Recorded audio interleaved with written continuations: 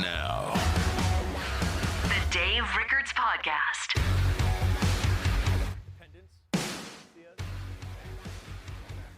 We have a lone microphone again here today. I feel like we're doing that jet flyover where the one plane flies alone for the missing soldier.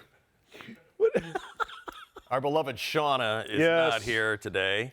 As we speak at the time of this taping, so I'm told, Shauna is returning from Colorado from the services for her beloved mother, beloved Birdie, which we lost a couple days ago. And so we certainly wish her peace. Birdie lived a nice, long life. I know that. Great woman. It's easier when your parents live a long life. Oh, 100, yeah. And you know, my parents are both gone fairly recently, last couple of years. Yeah. But we were talking before our show started here today that you and I have a phenomenon in common, is that as kids, we were desperately terrified of the thought of losing our parents. I could not come up with a fate worse than losing them in my formative years. And I have a good buddy who lost his mom to cancer when he was 7 or 8. Yeah. And it always just I would think about it, Dave, and just go, oh. Yeah. How did you go on? Didn't it terrify you? Scared the living shit out of me. I mean, I was afraid of it like an illness that you could catch. Yep. I didn't want to think about it, talk about it, nothing. No, you don't want to bring that into the universe. So I don't even want to give it just words. Run from the problem. Hide. Yeah. Totally. And I, now that I'm older and my parents are much older, both my parents are still here. Both of them are in their 90s.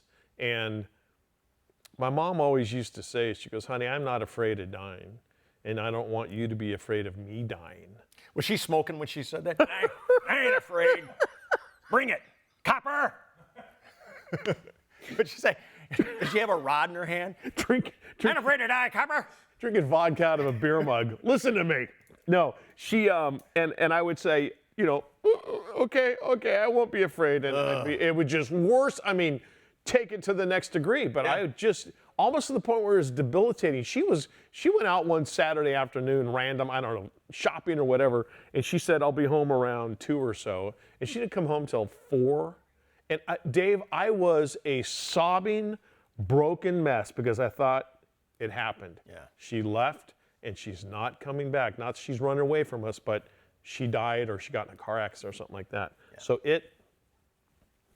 the thought of it happening crushed me. And I finally, when I started going to therapy for the obvious issues, that was one of the things I talked about though with a psychologist was, is this normal?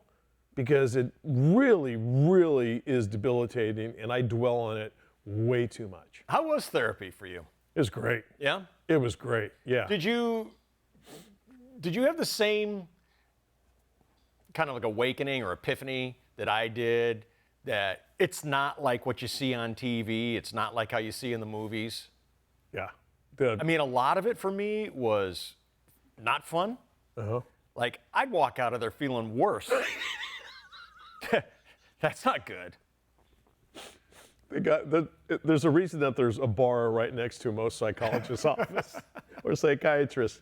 We're all used to the couch and the Freudian guy sitting there. There was no couch in my guy's office. It was a shitty office and a shitty chair. Right. And I'm always staring at my doctor with blinds behind him, so the glare is weird, and it wasn't comfortable. No, it was a couple of chairs. The psychologists that I've gone to have always been great. Yeah. And it's just always been so non-judgmental, and it's like you're here. We're here to talk about you, so talk. Yeah. What's bothering you, type of thing. And they just let you go. Right. And you're thinking, aren't you supposed to interject here, or when do you start fixing me? Were you going like on a weekly basis? Yeah. Me too. Yeah. So I just go and talk about whatever was bugging me that day. Yeah. Maybe not specifically the big problem. Well, there were sometimes I'd walk in going, it's like when I was a little kid and I had to go to confession, being born and raised Catholic, and I would think, God, do I have enough sins? oh God, come up with some stuff. You know? I would go into the psychologist's office and I'd wonder, am I going to tell her, what do I have to talk about today? Yeah. Type of thing. You were worried that you didn't have enough bits prepared for the session. I wasn't screwed up enough. It was the performer inside you. Pretty much. You know, when I was seeing my shrink, and I always went to the kind that you have to talk to. No pills, no special elixirs. It was all talk, the hard work. Yeah. I didn't want any pills. And I was going and I was talking about my troubles, and I had been hit in the neck with a golf ball and hit pretty hard, and it knocked me out, knocked me down on the ground. It was a pretty traumatic thing for me. I went and had to get MRIs and all kinds of things. They couldn't see anything wrong, but I had this lingering problem that anytime I tipped my head down like that, I could feel electrical sensations through my extremities. Like superhero stuff? No. Okay. No, it was weird. It was like you've got a problem with your central nervous system. Enough to scare you. When I got hit, it was instant electrical tingling throughout my entire body, and in the sound in my head, it was like someone had taken their fist and pounded them on the bass keys of a piano. Oh my God. Yeah, and my friend, who is a quadriplegic, said, that's exactly what happened to me when I got paralyzed. Oh, that was comforting. Well, it connected dots for me. Okay. Put it that way. Right. So anyway, I had this thing. Anytime I tipped my head down like that, I could re-establish that feeling. So I go into my shrink's office one day. He's like, how you doing? And I'd had a iffy day. And I said, well, I don't like this and I don't like that. And I still have this problem where if I bend my neck down, I can make this sensation in my fingertips, and it's driving me crazy. And I had an MRI and nothing's working and I'm not happy. And he's just shaking his head at me. He's shaking his head. And while I'm talking, he reaches up and pulls down one of those big Sigmund Freud books that's like this thick. And he's flipping through, And he tells me, you know, David, I told you you've got post-traumatic stress disorder, because this is after my wife had died. Sure. And I'm like, who doesn't? Right. You know, I'm not a soldier. I wasn't in combat. Everybody's got life problems, so everyone's got PTSD. I should be able to get through life without my thing going on. And he's flipping through. And I'm still carrying on, and he goes, main symptom of post-traumatic stress disorder. He lists off these things, and he goes, tingling sensation in the extremities. And I was like, yeah, but I'm telling you, all I have to do is tip my head down like this. And it comes on. And I couldn't do it. I couldn't do it. And Thou healed thyself? He did. Wow. That was my one, like, TV, movie, psychiatrist's office bit where suddenly, whammo! You're cured. Is it because he attached a name to the symptom or your problem? I don't know what happened. I always thought the guy was a quack. Yeah. I really did. But he fixed me like that in an instant. Because I used to go to him, like, the anniversary was coming up, my wife's death. And he's like, how you doing with that? And I said, you know, I think about it every single day. Sure. So why should the 1-year anniversary be any different? It's not. I think about it every day. And he's just like, He's like, boy, that's crazy. I'm like, did you just call me crazy? I mean, I get so mad. But I guess my point was I love the science, the art of psychiatry. It's incredible. And I'm a big believer in talking out your problems. 1,000%. Not easy. For most, this area between your ears, like granted mine is mostly concrete, I get that, but you lose sight of the fact that how powerful your mind can be to your detriment, but also to your, what's the word I'm looking for your benefit. Yeah.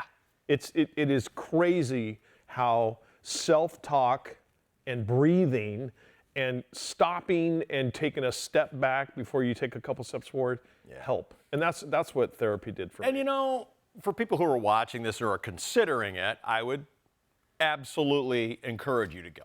Yeah. And you may be way better adjusted than I am, but those doctors, and I've had 2 or 3, were able to, if I can use a cliche, they were able to help me see the forest for the trees.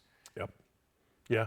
For lack of better words. Right. I mean, I remember one time I went in, I was so mad. I'd had a bad day at work. I was mad at my crew. I was quitting. At the end of this contract, I'm quitting. Let's see you guys carry on. Let me see you guys take us to #1 of the ratings without me. The whole thing. I was going down in flames. I was so mad at them because they had done some shit to me. And I go in and I detail this whole thing to him. And I said, I'm done. I'm quitting. I don't care. I've got enough money. Blah, blah, blah, blah, the whole thing. Just vomiting words. And he goes, oh. I think they were kidding. And now, is that, oh my God. Is that like UCLA or Stanford School of Medicine advice? No. Is that like $500 an hour La Jolla psychiatrist advice? No. But I tell you, he said that and I went, shit. Okay. Shit. All right, I mean, that was the simplest advice in the world that I'm telling you, anybody could have walked up and told me, and it wouldn't have worked. It wouldn't have worked. But the reason it worked is I went for help. I was in a doctor's office. A doctor said it to me. It hit me up against my big, dumb, fat head. Were they just bullshitting with you? They were fucking with me. Okay, and I got butthurt. I got butthurt about it. We all get butthurt. Oh, yes. And I took it. I'm out. And this was, I don't know, 15 years before I retired. I don't know. To the moon. I was being a crybaby about it. But this is the only guy who could have delivered that message to me. And I've had more than one occasion like that, where the psychiatrist said some common sense thing to me that it helped me. Yeah. So if you're thinking about it, Mike and I are big fans. Big time. And I guess to put it into a nice little package, just the ability to face the monster, whatever that monster is, and do it. I mean, be scared shitless to do it, but then doing it, and then to watch literally the weight fly up off of your shoulders after you do it, no better feeling. Yeah. You talk about the monster, and our monster was our parents dying. Yeah. And my father wore a couple different hats in life. He was a broadcaster, but he was also a deacon in the church. He was a minister. So he ministered to people at their final minutes. Oh, wow. And he used to tell people who were fighting, he would tell them, it's okay. It's okay to die. He would tell them that, when it was clear. Sure. I'm not saying he'd walk into hospital rooms where someone just had an appendicitis. It's okay to die. Hey, Padre. I know you guys just ordered a pizza, but it's okay to go. Yeah. Oh my gosh. So my dad had told me, he said, your mother is near the end. Oh, and wow. So I had the same desperate fears about my mother dying. When I was a little kid, I'd had a nightmare that my mother died, and it wrecked me. And I was a weird kid the next day. And my mom was putting me to bed. And she's like, what's wrong? And she pulled it out of me, and I lost it. Yeah. And she asked me, she goes, what happened? And I said, I had a dream. She goes, did I die? And yes. And she knew. Yeah. And then she comforted me, and once I got it off my chest, I was okay. Sure. But, that freaked me out. And so I emailed my dad a letter to my mother.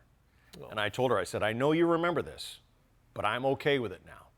So if it's time for you to go, I'll be okay. And I sent that to my dad. Yeah. And the next morning, he called me and told me she was gone. Oh, my God, David. Yeah. That's beautiful. That's amazing that you were able to kind of bring that full circle. Well, I knew that he'd be able to, because he was the same mind. Yeah.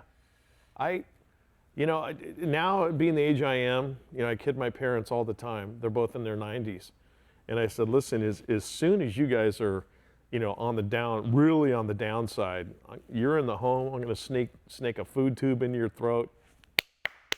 It's been real. Yeah. And my mom has always been, she goes, I'm tired of this. Yeah. The vessel is done. Yep. My work is done here. If he takes me tomorrow, I'm good with it. And we laugh it. And I tell her I love you, and I kiss her hello and tell her I love her every time I see her. Because you never know if tomorrow's guaranteed. Tomorrow's not guaranteed. But not in a way where I had to do it when it was younger, Dave and Mike. If I didn't kiss her goodbye or kiss her hello, she was going to be taken from me, and I was going to live with, I never got to kiss my mom one more time. So. And my parents were great. I didn't have hang-ups with my dad. I never hated my parents. I never did. I was a nerdy little kid. I wasn't a rebel. I wasn't a motorcycle, cigarette guy. I hate my parents, my old man. I loved my parents. Yeah. They were great parents. Me too. So Me too. I never had any of that hang-up. And my parents also had the courtesy of arranging co-memorials. Did they die together? No. Oh. No, my mother died, and they had agreed that when my father, she would wait. Yeah. She'd go on hold for her memorial, wait for my father to die, and then they had one together out in Maryland where they retired. Oh, wow. So I fly my family out to Maryland, and we had one day, both memorials. I'm out of here. But you're still, is 1/3 of the ash scattering puzzle still yet to be fitted in place? So they divvied up their ashes like a Coke freak on a coffee table.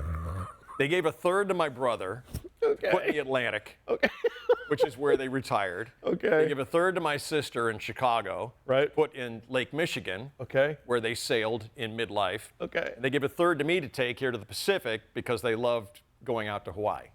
And And they're still in a little cardboard box in my office at home. I gotta do that thing where I wade out into the Pacific Ocean and empty my pockets, Tom Hanks and like Andy Splash. Dufresne. Shaking Oh, out. take him down to Zihuatanejo. All right. You in red. Of course. I still have to do that. So anyway, our Gotcha. beloved Shauna is missing, which is why we have the lone microphone. Okay, enough of that. Yeah. You're not here. She'll be back next week. Anyway, I have a terrible illness going through my family right now. I wonder if you share it. It is this inability to deal with the time change. I'm so tired. Oh my God, I'm so tired. I just can't get up in the morning. I'm like, I have never understood this. Honest to God. I swear I don't get it. My wife, she gets up early. She gets up, I think, at 5:15 to make it to her gym at 6:30 in the morning.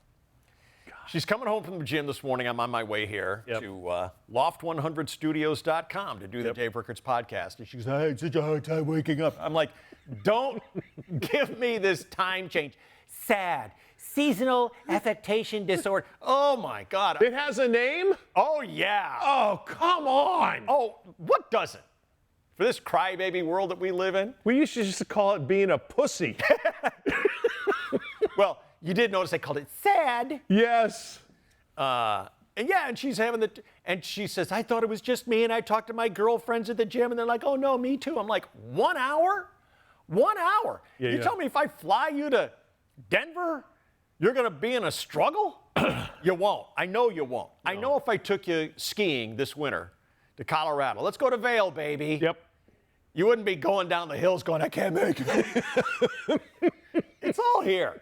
It totally is all there. And how about you just go to bed an hour earlier? She does. She goes to bed when the sun is still up. See. I don't understand it.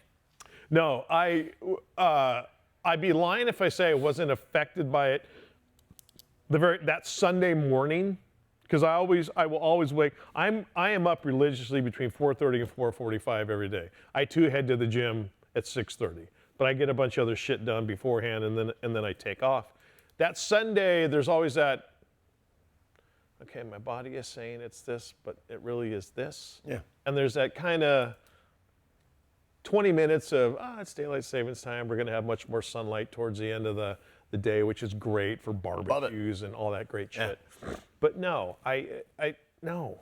Yeah, we're 3 days in to sadness. My wife and her girlfriends are all, I just can't do it. Imagine the guys that frickin' flew the bomb over to Hiroshima. The Enola Gay? The Enola Gay going, oh my God, I'm wiped out by this frickin' time. We dropped it on Rome. Sorry. It's that 1 hour thing. What's it called again? Seasonal affectation disorder or some bullshit like that. Okay, so somewhere somebody threw money at a study. Where the hell's Doge? Wait till Elon Musk hears about this. Oh. We're going to get rid of these terrible holidays. We're checking them off. Unbelievable. That poor woman, Dave. My condolences. I know you have a very frightening thing coming up here, if we can talk about it. Sure. You're going under the knife Well, here's the situation. As I look at you, my vision is clear, the whole 9 yards. But my peripheral vision, Bitch of a word. sucks. Hate it. My sideways scene My walleye. is affected because my fat effing eyelids are starting to come down, and I've got like a little shadow thing that I'm starting to see. Yeah. And I'm sure, though, Christy and everybody in the control room, if you get a side view of me up, whatever, you can see. And any picture I take now, like I'll smile, and if I keep, it's like, are your eyes open, Costa? So I can see it, but only because you said it. Because I said it. That's it. Right. And now I can't unsee it. Now you got these shingles. It's like, what do they call that? A portico hanging off the side of the house? You got The Cro-Magnon. you look like Secretariat coming down the street. Blinders. So I talked to my primary, and they said, listen, if it becomes a situation like a danger to you, let's say driving or walking around a corner, they said, here's somebody to go see. And if they deem that, yeah, you need to get a little, for lack of a better term, a tuck. It's an eye tuck. It's an eye lift. Yeah, yeah. Insurance will take care of it because Nice. it's that type of thing. So, and it was happening, but I didn't want to say anything. And I just said, well, try to lose some weight. Try to lose some face. That doesn't do it. No, it can't. You can't get rid of skin. No, you can't get rid of skin. So I'm going to come in here and I don't know. You gonna have that look? No, I didn't get any work done. No, everything. Gonna have that Real Housewives look? Your eyes are over here on your Yeah, sideburns. Meg Ryan or whatever. So that's what I've got planned for me. Yeah. And I'm one of those guys where just play the deck God gave you. Right. Hey, whatever. Hay's in the barn, but I got to do something about it. I was gonna do something with all this that's collecting on here on my neck. You and I've got a bullfrog. I've got another neck I need to get rid of, but that's diet. Yeah. Well, Type of thing. that'll make it worse. Yeah. It will. I'm telling you, because I lost weight and all of a sudden, Turkey neck? It's not good. And I went to see a guy about getting this done. I'm so cheap. They want roughly 30 grand to do Cut that this. shit out of there? 30 grand. Can they lipo it, or is they got to cut? They got to cut the skin off.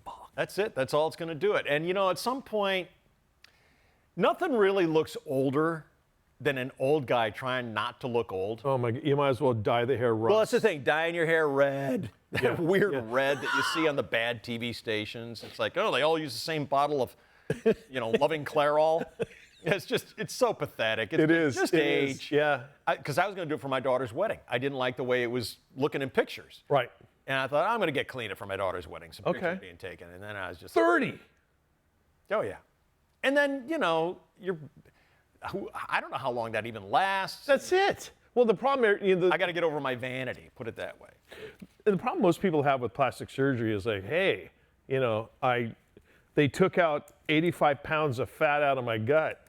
I can go eat like I'm 21 years old again. You don't know, and it's back.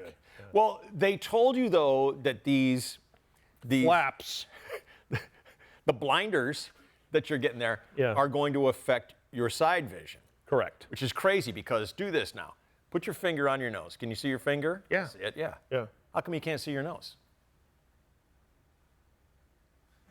You're looking straight ahead because your brain has told you to can't see. ignore it. Well, I can see my nose, but You can do it when you do that, but when you're Yeah. looking straight ahead, if you No. just put your finger right here on your nose, where your nose is, you can see that finger. Can't see it. You can see it. I'm not saying you see it perfectly, but you can tell something's there. 100%. And why is my watch? Can you? Oh, did you just break the golden rule there, child? There's a timer going. Oh. Siri heard me say set some sort of timer. Shut up, Siri. Look at her. Oh, before the show. She sure did. What did she hear me say? You said. Yeah. Oh, I asked you. Yeah, I asked That's her right. for a timer. I set a timer and she. Yeah.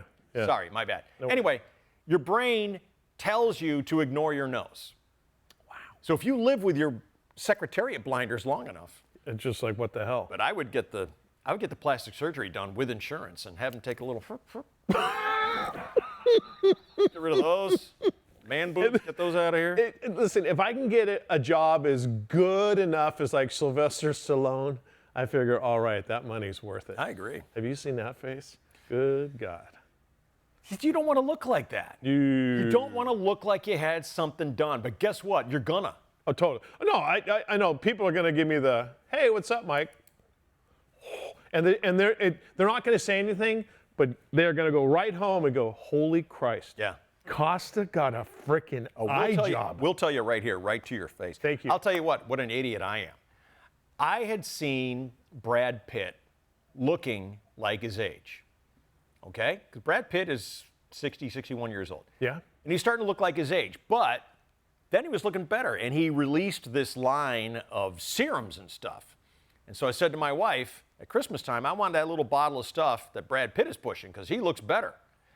And so I got it, and you put 5 drops in your hand, you wipe it on your face, and after I spent, and it's a ridiculous amount of money for this tiny vial of serum that does not do shit.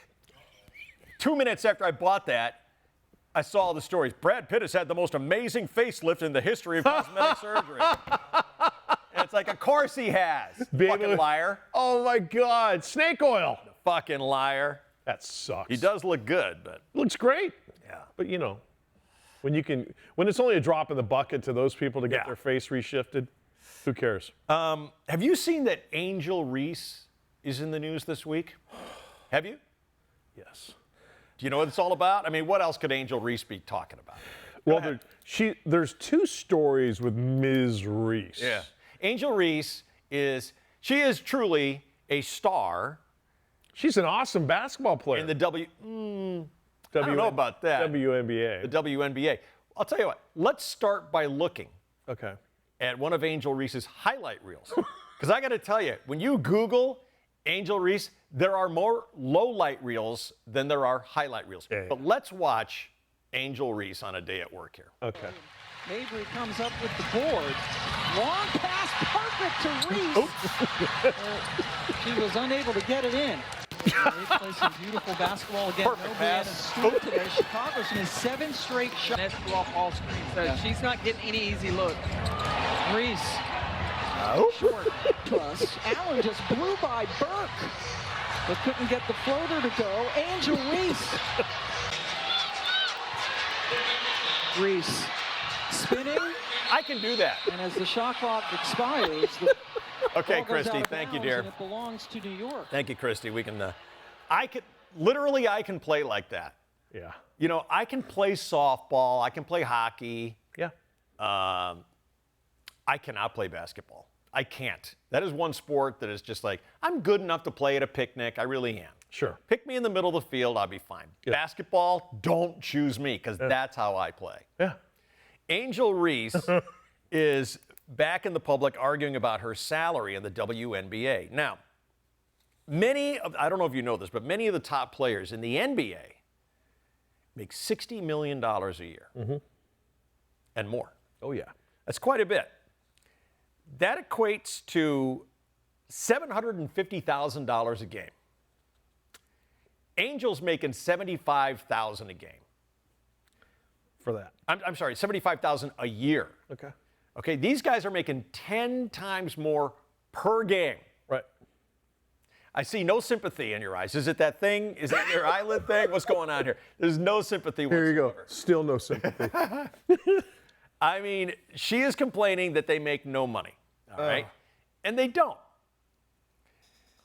She is now talking about how their contract is coming up, and if they don't get what they want, and she hasn't said what they want, quote, we sitting out. I want to thank Angel Reese for the first time she's ever been entertaining to me, because that was it. When she threatened to say, we sitting out. Yeah. Yeah. Yeah. What will we do without the WNBA? Most of America went, please sit out. What do you do? Dave, nothing. What's the age-old saying? If a tree falls in the forest, but no one's there to hear it, did it fall, whatever. That's it. That's it exactly. Thank you. If the WNBA goes away tomorrow, Yeah. no one is going to blink. Nobody cares. Except for the people who, like Disney, I think, invested in it. Well, too bad. The NBA foots the bill for the WNBA. Yeah. It's 20, God, I want to say it's 21 or 22 years old now. Yeah. The W is? Oh, yeah. Oh, wow. It has never turned a profit. Even with Caitlin Clark, it has never turned a profit. And you look at the attendance for these games, 9,000 one night, 10, 9,000, 11,000. Caitlin Clark comes to town, 22,000 sell out for that game. But as a whole, I love women and I love basketball. I don't love women's basketball. No, of course not. And if the WNBA went away tomorrow, it would register that quickly and disappear that quickly as well. I think there are a lot of reasons that it's not doing well, the WNBA. One is, let me circle back to what you just said there, those stats about attendance before Caitlin Clark, and I mean only Caitlin Clark. Yes. She is the sole player Right. who sells out a crowd. And what did the Olympics say? Nah. We don't want her Who wants that success? on the Olympic team. Okay, that to me tells me right away, bad minds at work there. Pretty much. But look at this now. Angel Reese saying, we sitting out. So what can she do if she goes on strike or even leaves basketball? She graduated LSU, that's a big school, with that fiscally desirable interdisciplinary studies degree. Well, good luck and God bless. Yeah. I have the solution to the WNBA. I know what it needs. And there's a whole group of people who need a home. It's trans athletes.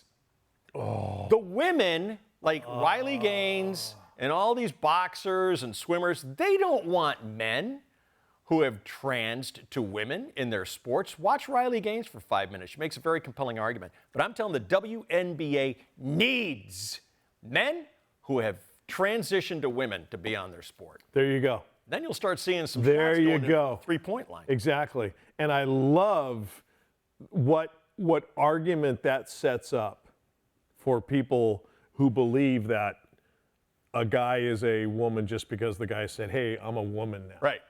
Defend that. Yeah. Defend it. That's the home for you right Dave, there. that's genius. Use that one right there. That is genius. We want to say thank you to Loft100Studios.com for having us in this state-of-the-art facility once Love this again place. here today. Yep. Our dear Christy Castillo is running the show and pushing all the buttons, and my man Hollywood Banks, our floor director, is here today. Why do you laugh? I love the name. I don't think I've ever heard you call him Hollywood. Well, he's Banks been in before. everything. He's been Oh, in I the know. Rockford Files, I know. CSI, and I think Yeah. he was on All in the Family. Wasn't he the little girl on All in the Family? He was. Yeah. Yeah. When it jumped the shark. Miles and Curtis are here, and Yeah.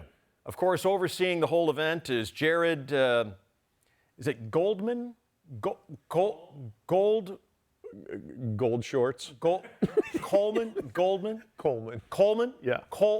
Did you ever see The Birdcage with Gene Hackman? Yes. Oh, okay. And they had that whole That's right. discussion. Okay. What is it? You got Robin Williams there going, Gold. Cool. Yep. Gene Hackman. Which one of us conspiracy theorists had that one? Not me. Hantavirus? Not in a million years. No. I was convinced, this is my brain, I was convinced that Gene Hackman was off on the other side of the house, tipped over dead because he's 148 years old. Yeah. His beloved wife took one look at that, ran into the bathroom, took a handful of pills, and dropped dead. That's what I can't live without my beloved husband. Yeah. I thought it may have been That was my conspiracy theory. well, mine was co-suicide because of the pills. Like, but maybe kind of along the lines of what you just said. He's in God's waiting room. Yeah. He's got dementia, the whole 9 yards. And she was just like, he's not going to make it another day. I can't be there without him. Yeah. And we'll kill the dog as well. Well, because Why wouldn't you? Yeah, exactly. The dog didn't do anything to anybody. But yeah, no, I didn't think foul play like they'd been murdered, but I thought it was like a murder-suicide or it just can't live without you. Let's just do it this way. So I knew it wasn't this silly carbon monoxide theory No. that the rookies out there immediately went to. But as it turns out, this poor woman had contracted hantavirus, which is an often fatal flu-like illness that you get from being around rats and mice and crap like that. They're out in the middle of nowhere, New Mexico or whatever it is. Right. And she had contracted that. And they're saying that poor Gene Hackman doddered about the house for a week while she laid on the floor gone. Apparently, so I don't think that the New Mexico house is their primary residence or they were away for a long time, but they came back and there was a lot of rat droppings and stuff, and so she was cleaning it up, literally cleaning the house, but it was dried rat droppings, so the dust is that I guess got in. That's how she contacted it, blah, blah, blah. And it's a real shame. Yeah, and I will tell you, one of my all-time favorite actors. Oh, yeah. Just freaking solid. You see a Gene Hackman movie, two things. One is I'm stopping. Yep. I don't care if I've seen it 18 times. Yep. I'm stopping, I'm watching it. Yep. Gene Hackman is one of a handful of actors. It's more than 10, but certainly not more than 100. Yeah. Who make the movie better. Yep. Every time. They can make a shitty movie good. Yes. The best Gene Hackman movie ever. Well, French Connection was freaking great. Hoosiers was amazing. I liked him in No Way Out, where he played the shitty senator. He and Costner were putting the stones to the same girl. It's great. You know. And bad ones. There really aren't. Mississippi Burning. Yep, it's great. I just watched that the other day. When he grabs that guy by the nuts. balls, Yep. and God, it's great. He's just a phenomenal actor. But again, his comedy chops, people don't necessarily recognize his ability to pull off a comedy, but The Birdcage, which I thought was hilarious, and that Welcome to Mooseport goofy movie that he made with Ray Romano. Yep. Very funny. Yeah. No, he was. I'm a big fan of Triple D, Diners, Drive-Ins, and Dives. Yeah. Guy Fieri. Guy did a segment on a diner in New Mexico, and there's frickin' Hackman sitting at the bar, and they're all, Gene comes in every weekend for breakfast, and and obviously he looked skinny and his hair was kind of, and he was he's gone. old. He had already stepped away, but just like everyone's like, there's Gene. One of the most recognizable actors in the world. Absolute Power, where he plays the president. Rough. Great actor. Yeah. And then Little Bill in Unforgiven with Clint Eastwood. Yeah. Pretty vicious guy. Vicious. But I guess we'd say that he had range. Yeah. As far as Gene Hackman, he was awesome. Yep. Did you see the story? I was thinking about the story and the sport involved in this one. We're back to track. Did they make you take track when you were in high school? Actually, I threw the shot. Yep. And you were a legit track guy. And the discus, yeah. It was, and again, it was just to get in shape to catapult myself into the summer running and weightlifting program for football. And this was also a way to get out of class early for certain meets. So I did the cement head sports. Yeah. Yeah, it was awesome. I really love sports. I really do. I like playing it, and I love watching it on TV, but track kind of draws a line for me a little bit there. There are some things that I just can't go, I see the value in that. You know, a basketball game, a hockey game, it's entertainment, it's TV, it's money, it's athleticism, it's a workout. There's all these great things. But when you're throwing a ball like this, it's not, or you're throwing a frisbee, I'm like, what is the point? It's not appointment TV. Make no mistake, I fully get that the people who can throw a cannonball like this can throw it 100 times further than me, because I couldn't make it to you. Yeah. Okay, I did all this stuff in track. Yeah. And one of the track events that's very popular is this relay race. Oh, yeah. So you're chugging along, and you got this stick in your hand, and you're chugging along, and you're coming up to the finish line, and there's someone waiting for you, and you got to hand them the stick. Yep. It's got to be. They take off. It's got to be a clean handoff. That's within right. a certain amount of space. And there's rules to it, and there's obviously skill and athleticism, and I don't mean to demean any of that. I'm just saying it's boring as fuck. Okay. Have you seen this baton incident? Holy cow. It was a mistake. Aliyah Everett and Kayla Tucker are the two Virginia track athletes involved in this dust-up. Yep. And they're doing the relay race, okay? Yeah. And Tucker was passing Everett. And that's when Everett used the baton. And you've seen these things. Ours were just like, they were like PVC pipe. Yeah. I think the coach just chopped up some PVC pipe and gave us a foot and a half Yeah. length and said, go. Yeah. And Everett used the baton as a billy club and clobbered Tucker across the skull, sending her staggering off the track with a concussion. Oh, Jesus, I should be laughing. Her camp is even saying maybe a fractured skull, and I'm like, okay, hold it. Cha-ching. Hold it. Cha-ching. Cha-ching. I've had a fractured skull. Yeah. That is not a fracture. But I did not know that that was one of the strategies involved in the relay race. Is it in the rules somewhere that you can't brain someone who's passing you? Until they show me that it isn't, I say you do it. I say you do it. Anyway, let's watch the video here. Okay. For those of you who haven't seen it, this is the video of her clobbering. After a couple times hitting her my baton, Come on. stuck behind her back like this, and it rolled up Now- her back. I lost my balance. You can see what's happening there. Yeah. Yeah. And the story here is not so much that it happened. The story is that this Aliyah Everett is claiming I didn't do it on purpose. I'm not sure which one. This girl here, Yeah, she's the victim. I would never. you know, she's the one who brained the girl. Boom. Right there. She's saying it was an accident. No. That's just how I run. This hand's going like this, and this hand's going like.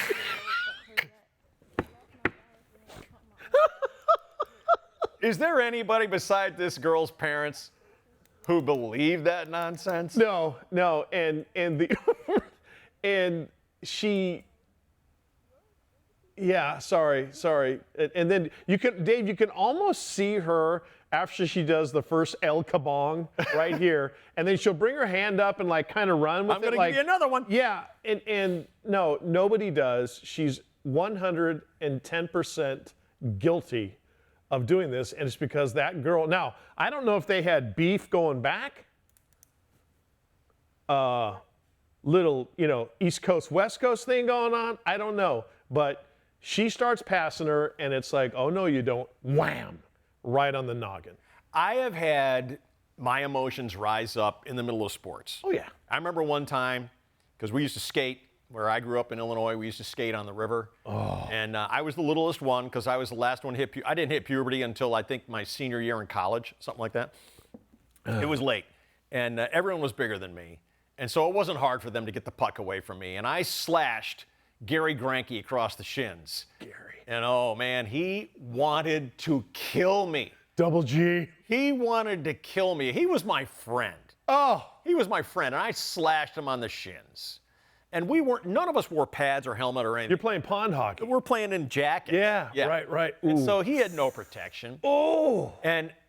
But for the grace of God, he held back and decided not to step on the little cockroach that was bugging him. So I know what it's like for your emotions to get the best of you in the middle, in the heat of the competition. Sure. But for her to go on TV now, and for her parents to support her now, and for her to say, you're only looking at one angle. And like, yeah, we're looking at the angle that shows you guilty. I know. No, you don't. You're only looking at one angle. God, if Lee Harvey Oswald says the same thing. No. Look at a different angle. look I was on a my Dairy site. Queen the whole time, Your Honor. No, again, if you just come out and say, I effed up, my emotions got the best of me, I hit her over the head, I accept the punishment from the track and field body and or the authorities, because that is assault. Yeah. I screwed up and I deserve everything I get. It disappears, 24-hour news cycle. Yeah. Done. Yeah. But no, you go on and you start crying, oh, I'm the victim. I'm the victim. I'm the victim. That wind, picked up and no, I don't know. It's pretty bad. Right in the dome, though. But the fractured skull, I'm with you on the fractured skull. I don't know what they're using. Like I said, I don't know what they're using for batons. It is a hollow aluminum tube. I guess you could get a concussion from that. I don't know. There's 3 stages of a concussion. I've had all 3. None of them are good. You're sick. Oh, yeah. You get a concussion, you're out for a couple weeks. Yeah. It's just not good. But No. Wow. What's Gary Granke doing now? He's in prison. he's limping. He's got a bad limp. Not playing hockey anymore on the Des Plaines River, I'll tell you that. Learned his lesson. Gangrene set in. Don't take that puck away from me, see? Slashed across the shins. I love it. So I take notice of how you're dressed here. Yes. And I noticed that you're not necessarily a shirt tucker. No. Would you say that's true? Yeah. Why is that? Because I'm lazy. Okay. Yeah, I just, because most of, if not all of my wardrobe for television is normally a pullover or a sweater with a t-shirt underneath. T-shirt tucked in? No. It's not tucked in. Because the t-shirt normally Okay. will be shorter than said pullover. Yeah. So I don't got to worry about it. Why bother? Yeah. Dress shirts, obviously, is wearing a blazer Saturday night. Dress shirt tucked in, belt, as my mom always said. If it has loops, you should be wearing a belt. Well, But your mother's right. But not with, like, look at you. You're tucked in, whole 9 yards. I'm tucked in today, and I think a lot of guys don't. I mean, there's even a fashion industry called Untuck It, which makes these dress shirts that are short, designed to be untucked, so you don't have to tuck it in. Yes. And there's a thing the guys don't like to tuck in their shirt because you sit down, you move the slightest bit, it billows out, it's ugly, it's uncomfortable. Problem solved. Are you ready to see the new fashion statement? Please. Watch this video for fellows who have trouble tucking in their shirts. There he is. Did you see that? Oh, my God. Oh, yeah, look at that. Are you shitting me? Nice package. Okay, seriously? Is that a onesie? It's a unitard. How do you like that? Would you be wearing that? Would you be caught dead wearing something like that? I mean, you'll have a nice straight. Oh, yeah. I mean, the effect is perfect. The effect is perfect. But at the risk of your manlyhood, again, hey, come on, we're gonna go play a little pickup basketball. I gotta go into the gym. I gotta go in the men's locker room and change. I am flashing back right now, watching that. I'm flashing back to the horrors of Wrigley Field, the trough urinals. It's bad enough that I've frozen up like Olaf, the little snowman. Oh, we've all been there. But I gotta reach down and snap. Unsnap that, and then it slaps up and hits me in the face like a window shade. And everybody in the trough is going like this, trying to get away from you. You know, it's funny. My dad has a bunch of his old college football jerseys. Yeah. And it's when he played in the 50s when they still weighed 1,000 pounds. Everything was long sleeved, and his jerseys had that. They had a long strip at the back of the jersey that you would pull up and you would snap to keep your jersey inside your pants. For what sport? Football. No kidding. Yep. Yeah. And we remember the first time he was showing us his old football stuff. We were looking like, it's a onesie. Yeah. Is it a dress? Do you reject the onesie? Bernie Sanders there? Do you reject the onesie? That's what it was. And we're like, Dad, is that a dress? He's all, no, it's not a dress. God damn it. Yeah, God. You kids. He goes, it was to keep my jersey tucked into my uniform pants. Well, you don't want your jersey hanging out for the defenseman to grab you. Well, nowadays, they're so frickin' skin tight that you can't grab anything. But back to never in a million years. Want to hear some reader comments? Please. From the unitard onesie for men. Oh my God. If my husband asks for one of these, he and I are both going to start seeing other men.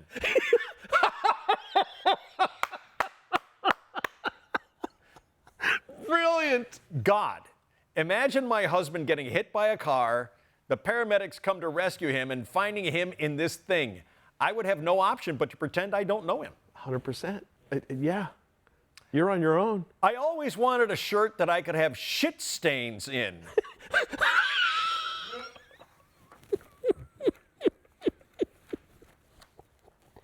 That's exactly what it is.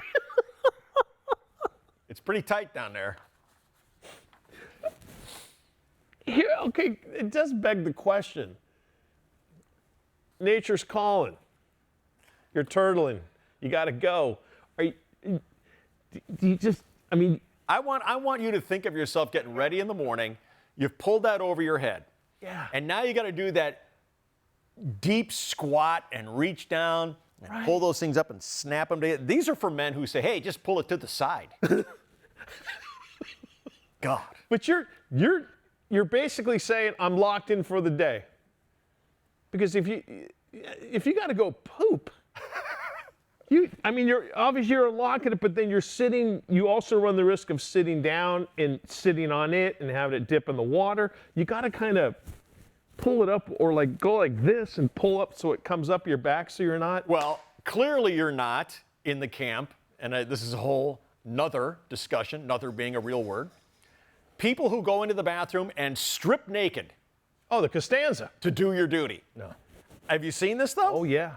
I can remember going into the bathroom at iHeartMedia and seeing bare feet.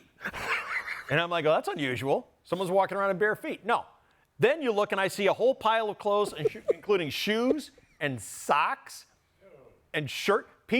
There are people who have to strip naked as the day they were born, not kidding, in order to do their business. I am not that guy. No, because. But I know people like that. And I ask them, and they go, well, I get sweaty. I'm like, you get sweaty? What are you moving out of yourself? Is it an exorcism? What is going on in there? Is it a grapefruit? Priest in there with you? What is? I don't.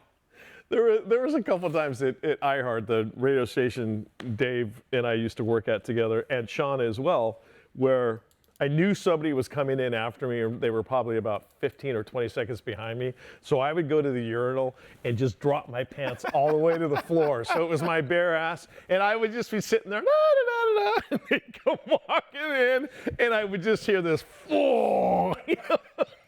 I go, what? Wow, what's going on here type of thing. I used to do that all the time. So you would just drop pants all the way? All the way down. You know, shirt on. My wife and my kids asked me about it. How does it work when you're in there? Just the other day, my daughter, who is 28 years old, was saying, how do you men get hair all over the toilet? What are you doing? Are you pulling your balls out? And I'm like, they get angry about it. They want to know what's going on, blah, blah, blah, blah, the whole thing. I realize there's a code. But you're dropping all the way down to the floor. And so they'll walk in and they'll see like a t-shirt, my ass, bare legs, shoes are still on. Like a 3-year-old. Thank you. Yeah. Exactly like a 3-year-old. Who has just mastered the toilet. Yeah, and it more oftentimes than not, it was either one of our good friends, Dave Pally or Jeff Dotson. Yeah. And they would just go in and Jeff was always like, Jesus Christ. Same reaction every single time. You know, it's funny about in radio, you'll have company in the bathroom because you hit a commercial break.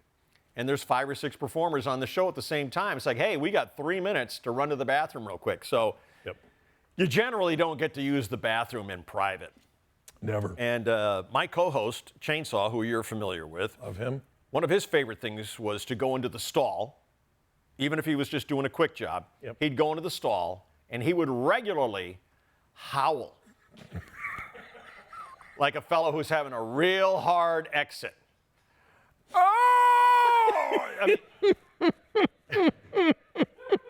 He would love doing that if there were, not the usual. Like if I was in the bathroom, he's like, he's heard this joke. But if there were different people in there, he would love doing that. Oh my God. The great thing is, you could be 5 rooms away and you'd still hear it. I mean, that man could project, and he would carry on. That's so awesome. The noises coming from. Yeah, radio bathrooms. There should be a book on that alone. From the bathroom. Well, we've had a great discussion about fun things here today. Absolutely. I want to leave you in a good mood. I'm sure you are. We've had a lot of heart-to-heart talks and a lot of laughs. Right on. And I think I feel that I can never get enough of the great philosophy of Mr. Gary Busey. Now, we talked about motorcycles. Oh, God, that's right. I think Mr. Busey fell and bumped his head. He did. I don't really know the truth about his health because, hey, HIPAA, it's none of my business. But it's possible that Gary Busey fell down, hit his head, and came back smarter because he says some things that just make perfect sense to me. Okay.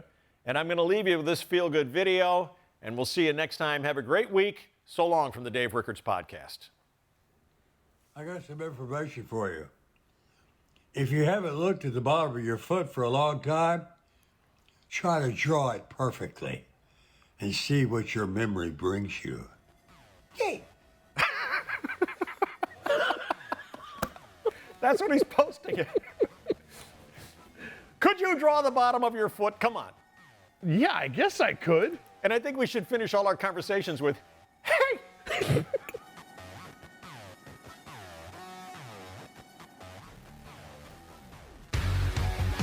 You've been listening to the Dave Rickards Podcast. Stay tuned for more episodes to come.